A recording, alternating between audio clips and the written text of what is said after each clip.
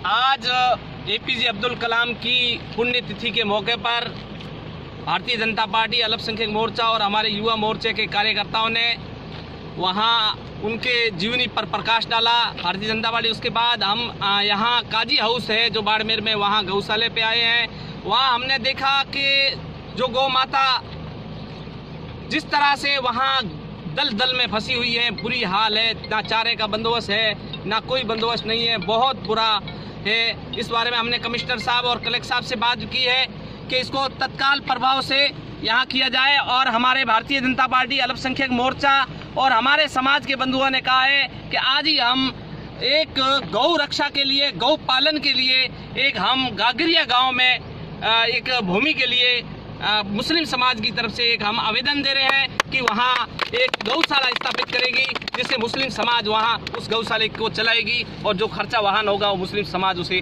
करेगी। धन्यवाद sir. Bharatiya Janata party अल्पसंख्यक मोर्चा, युवा मोर्चा और भारतीय जनता पार्टी जिला केंद्र ने आज एपीजे अब्दुल कलाम आज़ाद साहब की पुण्यतिथि पर श्रद्धांजलि देते हुए एक बहुत बड़ा नेक काम अल्पसंख्यक मोर्चे ने हाथ में जो लिया है वो बिल्कुल अभिवादन के लिए है, उनका अभिनंदन है। हम ये चाहते हैं जिस प्रकार से हमने जब मौका मुआयना किया हमारी इस गौशाला का जो नगर परिषद बाड़मेर चला रही है, बड़ी दयनीय स्थिति की गौशाला लगी हमें। यहाँ जो काजी हाउस है, यहाँ किसी प्रकार की कोई पानी की व्यवस्था नहीं है, चारे की व्यवस्था नहीं है, सारी गायें दलदल में फंसी पड़ी है, बारिश में अटा पड़ा है, गंदगी का अंबार पड़ा है। उन्हें ये मौका, जिला कलेक्टर से जब बात हुई तो उन्होंने इमीडिएट प्रशासक को भेजने की बात कही और प्रशासक, हमें समझ में नहीं आ रहा है कि प्रशासक क्यों इस प्रकार से इन अबोध पशुओं के साथ अत्याचार कर रहा है। इन मूक पशुओं के साथ जो गाय हमें जीवन देती है, उनका दूध, दही, छाछ, मक्खन, घी हम खा के बड़े होते हैं, उनके साथ में ये अत्याचार बाड़मेर की नगर पालिका कर रही है। हमें बड़ा खेद है।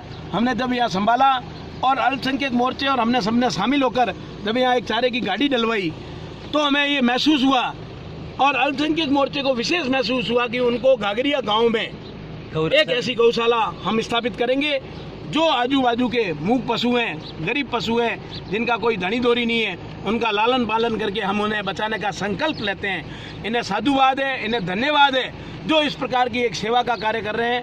हम आशा करते हैं कि जिला कलेक्टर और जिला प्रशासन के माध्यम से जल्दी भूमि आवंटन होगा और गौशाला में हम जितना तन मन धन से हम सभी सहयोग करके उस गौशाला को निर्बाध गति से चलाने का प्रयास करेंगे।